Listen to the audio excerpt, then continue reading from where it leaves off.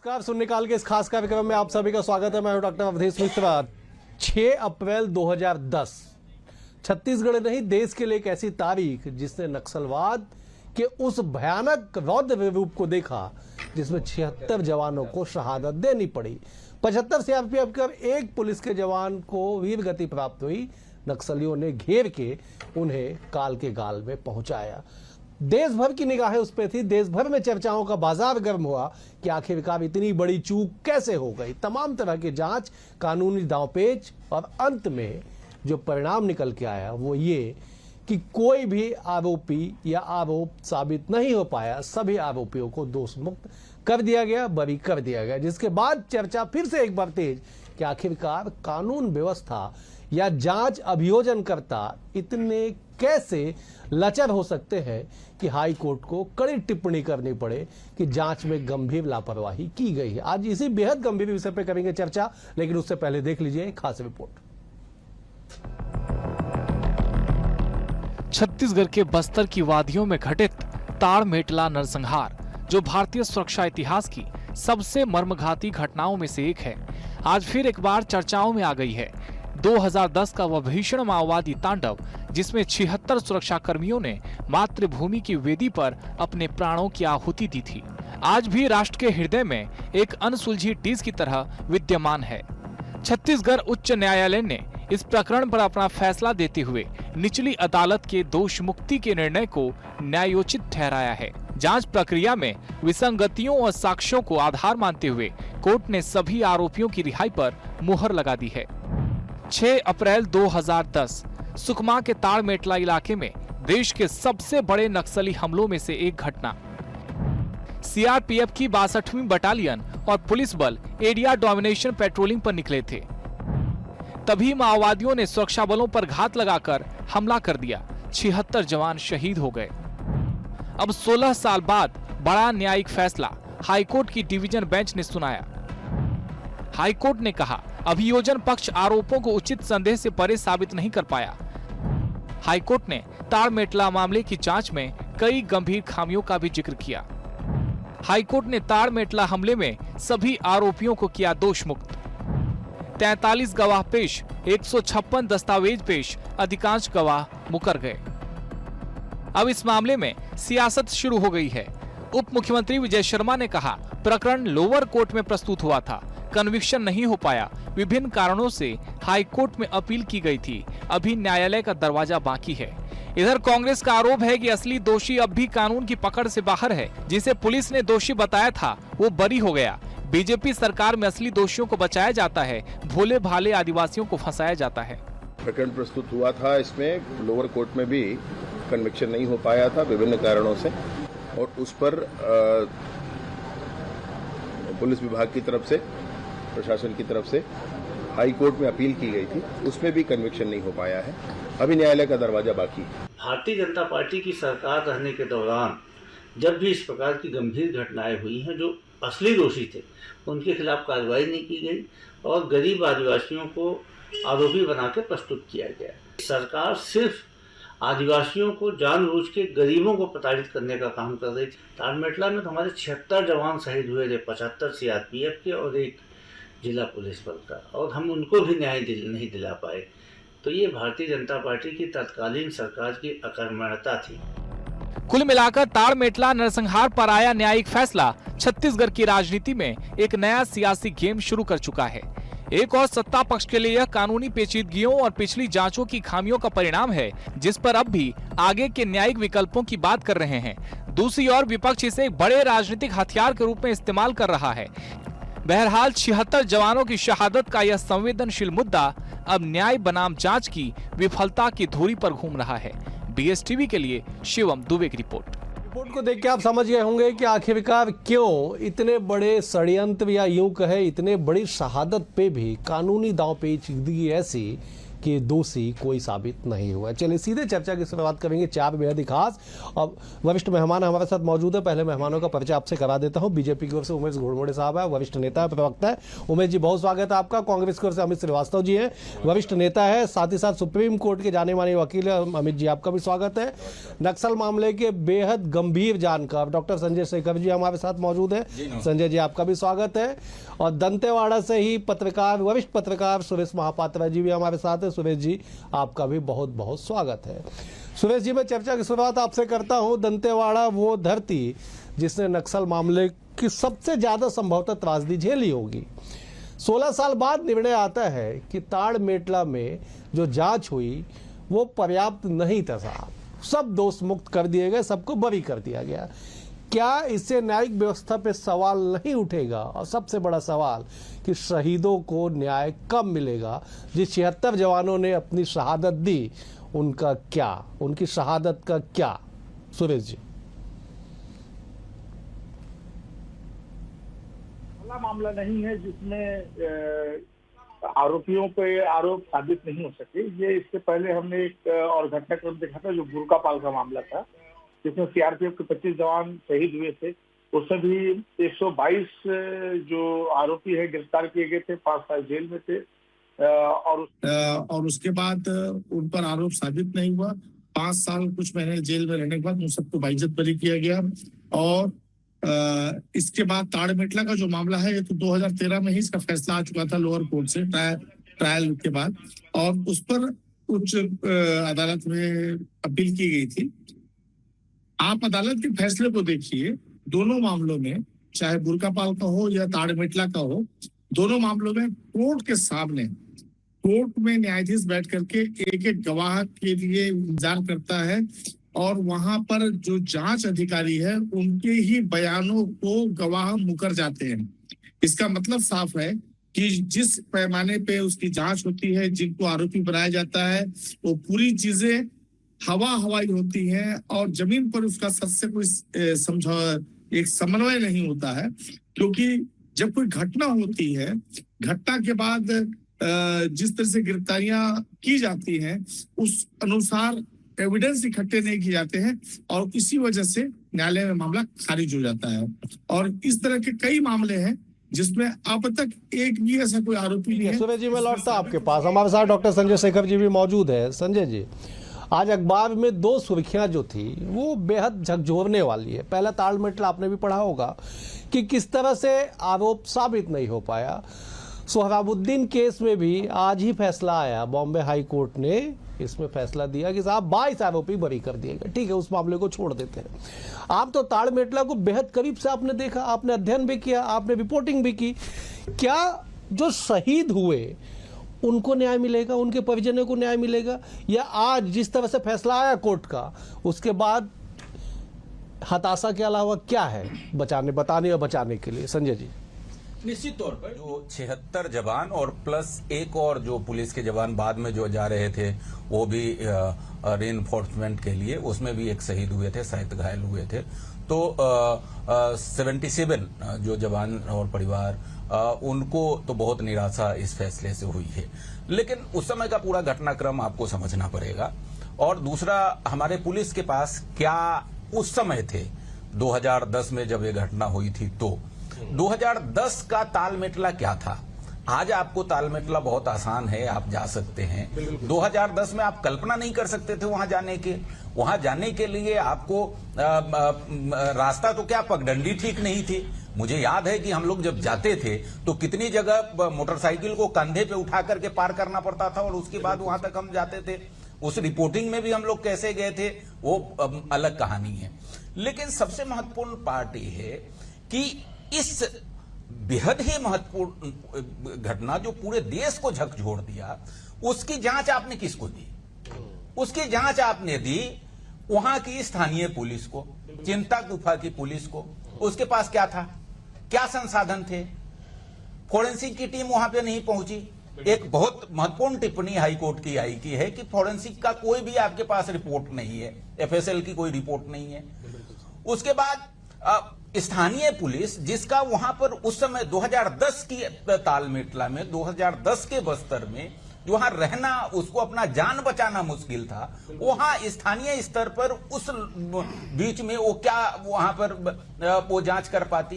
तो जांच एजेंसी एक दूसरी बननी थी। एक मुझे लगता है कि सबसे बड़ी गलती वहां पर ये हुई, एक सक्षम जांच एजेंसी बनाई जानी थी जो नहीं बनी। सीआरपीएफ की तरफ से भी जो है कोर्ट ऑफ इंक्वायरी हुई, उसमें सीआरपीएफ ने भी उसका अलग से जांच नहीं किया। तो मुझे लगता है ये बेहद, और ये घटना केवल 76 जवान का नहीं है।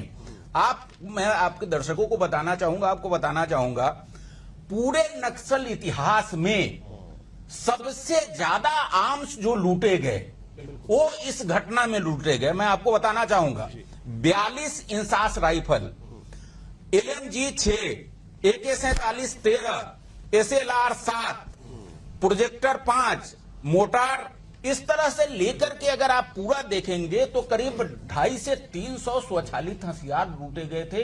इतने हथियार कभी भी नक्सल इतिहास में नहीं लूटे गए, लेकिन उसके बावजूद इसके जांच में जो गंभीरता केंद्रीय स्तर पे भी दिखाई जानी थी और राज्य स्तर पे भी दिखाई जानी थी, मुझे लगता है वो नहीं दिखाई। उमेश जी, बीएसएफ की ओर से पूर्व डीजी तात्कालिक उस समय EN राम मोहन ने एक जांच की थी इस मामले की, घटना की।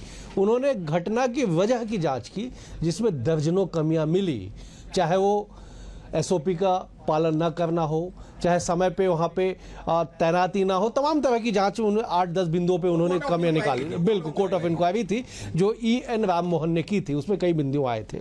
लेकिन सबसे बड़ा सवाल है उमेश जी कि क्या जवाब देंगे आप लोग उन 76 शहीद परिवारों को? 2010 में बीजेपी की सरकार थी, इसलिए मैं कह रहा हूं कि आप लोग क्या जवाब देंगे? बहुत संवेदनशील विषय है, सरकारों का विषय नहीं है। ये हमारे देश के वीर जवान 75 सीआरपीएफ के, एक छत्तीसगढ़ पुलिस का जवान, उस वक्त वो किसके लिए लड़ रहे थे? वो किसके लिए मोर्चे पर थे? हमारे आपके लिए ही मोर्चे पर थे। और उन्होंने वहां पर पूरी बहादुरी के साथ नक्सलियों के साथ उन विपरीत परिस्थितियों में मोर्चा लेने का काम किया और वहां पर वीर गति को 76 जवान वहां पर प्राप्त हुए। लेकिन जिस प्रकार की वहां की परिस्थिति 2010 का टालमेटला, उन विपरीत परिस्थितियों में जवानों ने जो शौर्य और साहस का परिचय दिया और उन क्षेत्रों के अंदर में जहां किसी की पहुंच नहीं थी, जहां कई किलोमीटर तक घरों का या लोगों का आवाजाही नहीं थी, कई किलोमीटर तक गांव नहीं थे, उन विपरीत परिस्थितियों में जो कोर्ट ऑफ इंक्वायरी है या छत्तीसगढ़ पुलिस का विषय हो या फिर जो आला अधिकारी सेना के उन्होंने जांच की, उसमें तमाम तरह के विषय निश्चित तौर पे निकल करके आए थे। उस समय की परिस्थिति के हिसाब से रणनीतिक तौर के साथ साथ वहां पर किस प्रकार से वहां के जो नक्सली है या जिन्होंने इस प्रकार के घटना को अंजाम दिया, उन्होंने इस प्रकार की रणनीति बना करके इस घटना को वहां पर अंजाम देने का काम किया था।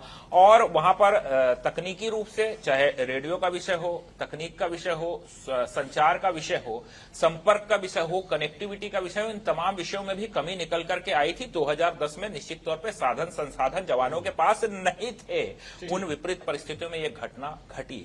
सवाल उठता है कि जो न्यायालय से निर्णय निकल कर आया, चाहे 2010 के बाद जो जनवरी 2013 में जो ट्रायल न्यायालय के अंदर से जो विषय निकल करके आया, उसके बाद राज्य सरकार ने हाई कोर्ट में इस विषय को रखा। हाई कोर्ट से भी आज जो विषय निकल करके आया, राज्य सरकार के पास सुप्रीम कोर्ट का भी रास्ता खुला हुआ है। निश्चित तौर पे हम सुप्रीम कोर्ट जाएंगे। लेकिन इस डिबेट में जो महत्वपूर्ण विषय निकल करके आया कि जांच में जो न्यायालय में भी जो हवाला दिया गया, जो 164 सीआरपी के तहत मैं आ रहा हूं, जो इकबालिया बयान कहानी मत सुनाइए साहब, बहुत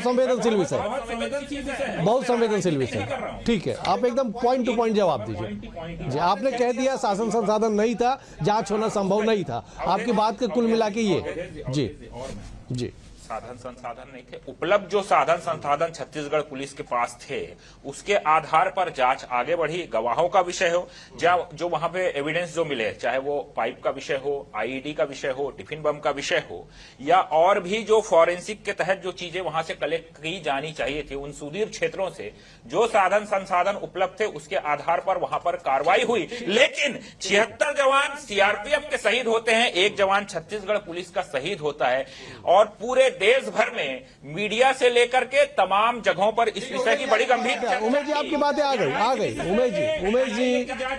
उमेश जी आपकी बात आ गई ठीक है उमेश जी समझ गए आपकी बात हो गया। मैं आऊंगा दोबारा उमेश जी मैं आऊंगा दोबारा आपके पास। क्या आप पता करिएगा क्या राज्य सरकार ने एनआईए जांच के लिए अनुशंसा की थी, मैं जवाब लूंगा। अमित जी, हम पूरे पैनल में सबसे ज्यादा कानून की बारीकियों को आप बेहतर समझते हैं, बतौर कांग्रेस प्रवक्ता, बतौर सीनियर एडवोकेट, आप जब समझाइए ना, क्या इतनी लचरता ऐसे गंभीर मामले में स्वीकार किया जाएगा? उमेश जी दलील दे रहे कि उस वक्त मौजूद साधन संसाधन के आधार पे जितनी जांच होनी थी साहब वो हमने कर दी, अब कोर्ट जाने और तमाम चीजें जाने। बताइए। कहते हैं ना कि हमको उनसे है वफा की उम्मीद जो जानते नहीं वफा क्या है। देश का सबसे बड़ा नक्सली हमला जो तालमेटला की घटना हुई थी, वो सिर्फ नक्सली घटना नहीं थी, वो हमारे देश की सुरक्षा पर सबसे बड़ा हमला था। और मैं आपके माध्यम से कहना चाहता हूं कि अगर उस केस में भी अगर सरकार सबूत पेश नहीं कर पाई, अगर सच और सबूत दोनों साबित करने में सरकार नाकाम रही, तो मुझे लगता है ये सबसे बड़ा राष्ट्रीय सुरक्षा पर भी गंभीर सवाल है। और मुझे लगता है डबल इंजन की सरकार का इंजन जो है वो प्रचार में ही चलता है कि शहीदों को न्याय दिलाने में भी चलेगा, वहां तो वो धीमा हो जाता है। लेकिन मैं फिर आपके माध्यम से कहना चाहता हूं कि जिस प्रकार से ये घटना घटी थी बहुत दुखद थी, और जैसा अभी शेखर भैया ने भी कहा कि ये सबसे ज्यादा हथियार लूटे थे वहां पर नक्सलियों ने, और कोर्ट ने साफ कहा था कि जो एजेंसीज हैं वो साक्ष्य नहीं जुटा पाई, सबूत पेश नहीं कर पाई, और अभियोजन पक्ष पूरी तरीके से फेल रहा। मतलब आप समझ लीजिए, एक तो साक्ष्य की कमी, दूसरा जांच में खामियां, तीसरा अपूर्ण जो परिस्थिति जन्य साक्ष्य हम लोग लीगल भाषा में कहते हैं, और अपराध की गंभीरता के बावजूद अगर सरकार इसको सीरियसली नहीं लेती, मतलब कहीं ना कहीं सरकार उन शहीद परिवारों के साथ अन्याय कर रही थी, हमारा ये मानना है। दूसरा मैं आपके माध्यम से कहना चाहता हूं कि लगातार कोर्ट ने भी साफ कहा कि आप इसे पेश नहीं कर पाए, सबूत पेश नहीं कर पाए, और निचली अदालत ने 2013 में इन सबको बरी किया था। फिर डबल बेंच जो जस्टिस हमारे हैं, चीफ जस्टिस सिन्हा साहब और अग्रवाल साहब की डबल बेंच में लगा, और उन्होंने कहा कि निश्चित तौर पे निचली अदालत के फैसले को हम सही मानते हैं, और हमारे मानना है कि एजेंसी ने सबूत पेश नहीं कर पाई। यह केवल कानून की विफलता नहीं है अवधेश जी, आप ये समझिए इस बात को, बल्कि ये शहीद के सम्मान के साथ भी अन्याय है।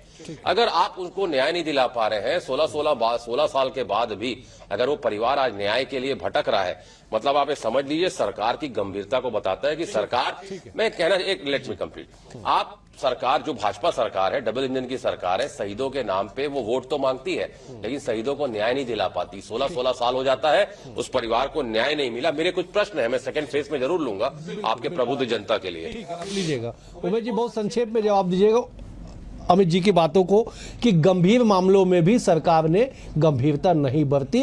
महज 3 साल के भीतर ही निचली अदालत ने कह दिया कि सब आरोप मुक्त, सबको बरी कर दिया गया, आपके पास साक्ष्य सबूत नहीं है। महज 3 साल में 2010 की घटना, 2013 में यह फैसला आ चुका था। उमेश जी बहुत संक्षेप में जवाब दीजिएगा। जो न्यायालय का निर्णय है उस पर तो बहुत मैं टिप्पणी नहीं करूंगा, लेकिन 164 सीआरपीसी के तहत जो इकबालिया बयान है उसका भी विषय है, निश्चित तौर पे सुप्रीम कोर्ट में वो विषय निकल करके आएगा। दूसरा, जो हमारे घायल जवान थे उनका जो बयान है, उस बयान को लेकर के भी निचली अदालत से लेकर के वो विषय निकल करके आया है, उसका भी जिक्र निश्चित तौर पे सुप्रीम कोर्ट पर आएगा, क्योंकि ये न्यायालयीन विषय है। हाई कोर्ट का इसमें निर्णय है, उसमें बहुत ज्यादा टिप्पणी ना करते हुए, क्योंकि ये बहुत संवेदनशील विषय, हम पर आरोप लग रहे हैं। ने कहा कि गंभीर मामलों पे भी सरकार ने गंभीरता नहीं दिखाई, उस पर जवाब दीजिएगा। केंद्र के अंदर में यूपीए की सरकार थी, इस विषय पर मैं राजनीतिक टिप्पणी बिल्कुल नहीं करना चाह रहा था। सीआरपीएफ के जवानों से लेकर के पुलिस के एक जवान, यूपीए की सरकार थी उस समय, इस देश के अंदर में एनआईए भी थी, सीबीआई भी थी, और जो एक टिप्पणी आई है वैज्ञानिक पहलू को लेके, तो इस देश के अंदर में NTRO, national technical research organisation, जो इन सब विषयों के लिए बेहतर परिणाम देने वाली विश्व की सबसे बेस्ट एजेंसी के रूप में हमारे देश की एक एजेंसी है। ये तमाम एजेंसियां थी केंद्र की तरफ से, जो केंद्रीय फोर्सेस हैं, निश्चित तौर पे उन्होंने जांच की। छत्तीसगढ़ सरकार के पास जो रिपोर्ट आई, केंद्र सरकार को भी वो रिपोर्ट गई होगी। यूपीए की सरकार थी, जवानों का विषय है, हमारे देश के जवान उसमें शहीद हुए। केंद्र सरकार की क्या किसी मोर्चे पर यह नैतिक जिम्मेदारी नहीं बनती थी, जब ये विषय देश से लेकर के वैश्विक स्तर पर ये उठ करके निकल करके आया था? केंद्र के केंद्र के स्तर पे इस विषय पर कोई बड़ी जांच ठीक है। या और तमाम विषय की जांच को लेकर के कोई विषय निकल कर जी जरूर इसका जवाब देंगे।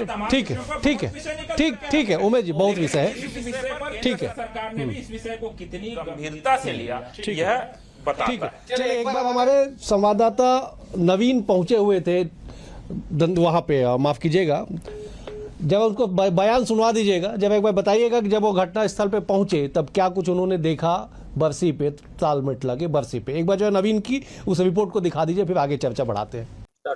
6 अप्रैल 2010 वह दिन था जो देश को पूरी तरीके से झकझोर कर रख दिया था। 76 जवान इस इलाके में नक्सलियों के लोहा लेते हुए शहीद हो गए थे। आपको बता दूं, वो ये पूरी घटना पूरे देश के लिए ही काफ़ी दर्दनाक रही, क्योंकि कोई भी पहला ऐसा घटना था जिसमें सुरक्षा बल के 76 जवान शहीद हो चुके थे। इन सभी जो जवानों के शहादत को नमन करने के लिए और याद करने के लिए उनके जो शहादत है उनके रूप में एक स्मारक बनाया गया है, शहीद स्मारक। मेरे सामने ये शहीद स्मारक है जो 76 जवान नक्सलियों से लोहा लेते हुए शहीद हो गए थे, उनकी याद में बनाया गया है। आप देख सकते हैं ये स्मारक चारों ओर से फूल से सजा हुआ है। इस स्मारक का उद्घाटन करने सीआरपीएफ के डीजी ज्ञानेंद्र प्रताप सिंह जो मौजूद थे, उनके साथ छत्तीसगढ़ पुलिस के एडीजी विवेकानंद सिन्हा जी मौजूद थे, और सीआरपीएफ और जो बस्तर आईजी पी सुंदरराज, उन सभी तमाम अधिकारियों की मौजूदगी में इस स्मारक का उद्घाटन किया गया। यह एक स्मारक नहीं है, यह उन जो शहीद जवान हैं उनके जो शहादत है उनको याद करने का एक दिन है। इस स्मारक के जरिए अब उनको सच्ची श्रद्धांजलि दी जा रही है, क्योंकि एक वक्त ऐसा था जब इन इलाकों में माओवादी का जो काफ़ी खौफ रहा करता था। उस समय जवानों ने अपनी शौर्य दिखाते हुए उनके खिलाफ जो लड़ाई लड़ी और अपनी ज़िंदगी को कुर्बानी की, उसका एक सीधा साधा उदाहरण अब देखने को मिल रहा है, जो सुकमा जिला है नक्सल मुक्त होने के कगार पर है। ग्राउंड जीरो से नवीन कश्यप, BST। संजय जी जरा जवाब दीजिएगा, मतलब दर्शकों को समझाइएगा कि क्या राज्य सरकार ने गंभीरता से नहीं लिया जो अमित जी कह रहे हैं, क्या केंद्र सरकार ने गंभीरता से नहीं लिया जो उमेश जी कह रहे हैं। सवाल यह है कि गंभीरता से कोई ले ना ले, उन शहीद परिवार आखिरकार देखे किसके तरफ, न्याय की उम्मीद करे किससे, क्योंकि दोनों ही दल एक दूसरे की तात्कालिक सरकारों पर ठीकरा फोड़ रहे हैं। देखिए राजनीति का विषय नहीं है, थोड़ी सी पृष्ठभूमि मैं आधे सेकंड में बताने की कोशिश करूंगा। देखिए घटना कैसे हुई। 4 तारीख को फोर्स को ये जानकारी मिलती है कि नक्सलियों का मूवमेंट है। उसके बाद एक ऑपरेशन लॉन्च किया जाता है सीआरपीएफ के द्वारा, और ऑपरेशन के दौरान सीआरपीएफ का एक वॉकी टॉकी गिर जाता है। तो अगले दिन 5 तारीख को सीआरपीएफ के कुछ जवान जाते हैं और उसको ढूंढने के लिए, लेकिन वहां पर उनको कुछ मूवमेंट दिखता है संदिग्ध, तो वो उसको उठाने के बजाय वापस चले आते हैं। और इसी बीच में पापा राव के जो लोग थे, मलेशिया के लोग, वो उस वॉकी टॉकी को लेकर के चले जाते हैं और पापा राव को उसको सौंप देते हैं। पापा राव के पास उस समय से सीआरपीएफ और फोर्स के पूरे मूवमेंट की जानकारी पहुंचना शुरू हो जाती है। और उसके बाद एक सबसे बड़ी गलती जो हुई, वो आपका वॉकी टॉकी वहां गिर गया, उसके बाद उसकी फ्रीक्वेंसी को आपको ब्लॉक करना था, वो आपने ब्लॉक नहीं किया, और 6 तारीख की घटना तक उससे आपका सारा मूवमेंट उसको पता लग रहा था, और आपके पूरे मूवमेंट के अकॉर्डिंग उसने अपनी पूरी जो नक्सलियों की फौज थी वहां पर जमा करके आप पर हमला किया। अब आपने कहा कि इसको किसको इसके लिए जिम्मेवार ठहराए। जिम्मेवार तो खैर मुझे लगता है कि स्थानीय स्तर पर राज्य सरकार ही है, क्योंकि राज्य की अपनी भूमिका है, और हमारा जो संघीय व्यवस्था है उसमें जब तक राज्य शासन केंद्र से कोई पत्र लिख करके मांग नहीं करती है कोई उच्च स्तरीय जांच के लिए, तब तक केंद्र सामान्यतः हस्तक्षेप नहीं करती है। सवाल मैंने उमेश जी से जी, तो ये है यहाँ पर ये कमी मुझे लगता है। सूरज जी समझाइएगा आगे क्या, बहुत सीधा सवाल है, संक्षेप में जवाब दीजिएगा, आगे क्या। आपने बुरकापाल का भी जिक्र किया, 25 जवानों की शहादत हुई थी, ताड़मेटला भी उस सिलसिले में, उस क्रम में जुड़ चुका है। आगे तो यही है कि नए सिरे से यदि सुप्रीम कोर्ट में सरकार जाती है तो पूरे एविडेंस को इकट्ठा करे और इस बात को प्रमाणित करे कि उस समय की परिस्थितियां जो भी रही हो, पर आज सब कुछ खुला हुआ है, और वो साबित करे कि जो आरोपी पकड़े गए थे वो जेन्युइनली आरोपी थे और जो शहीद हुए हैं उनको अब न्याय मिलना चाहिए। तथ्यों को इकट्ठा करके सुप्रीम कोर्ट तक जाके न्याय दिलाया जा सके। संक्षेप में बोलिएगा, समय का अभाव। जी निश्चित तौर पर मुझे लगता है कि इस पे और वर्किंग होना चाहिए और कुछ मेरे जो पॉइंट्स थे, मैंने कहा कि जांच में जो खामियां हैं उसे दूर करना चाहिए, कमियां और जो खामियां हैं। और जाने से पहले सुप्रीम कोर्ट निश्चित तौर पे उन अधिकारियों पर मेरे कुछ प्रश्न भी थे कि उन अधिकारियों पे क्या कार्रवाई हुई और क्या 16 साल बाद भी अगर सरकार मजबूती से उस केस को नहीं लड़ रही है और हाई कोर्ट उस पर टिप्पणी कर रहा है, मतलब इससे ज्यादा दुखद पहलू कुछ नहीं हो सकता।